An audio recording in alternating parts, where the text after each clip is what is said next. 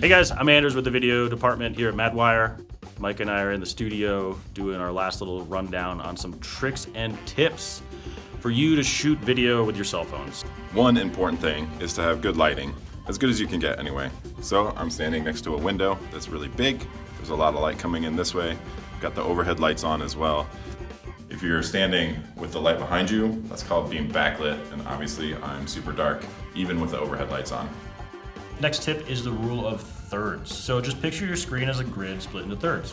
You don't want the camera to be too high, that way you kind of cut off down low here on me, and you don't want it too low, that way you cut off the top of my head. You pretty much want your eyes to be on that top third line if you're thinking about a grid. Next tip is perspective. And you want to keep that perspective at an eye level. You know, relatable, not so weird.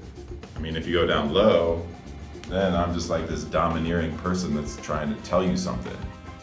Another tip we got for you guys is keeping it steady. So even if you don't have a tripod like this where you could hold the legs and keep it steady, what you want to do is just kind of keep your elbows in and tight to your body. That helps you avoid getting the camera shakes.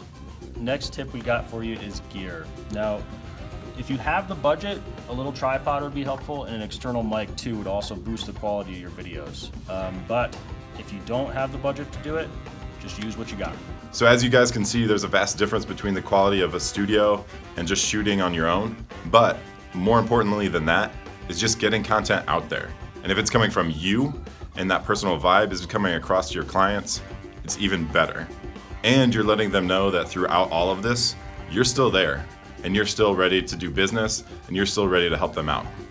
So I hope these tips and tricks have helped. Stay safe out there and we'll see you around.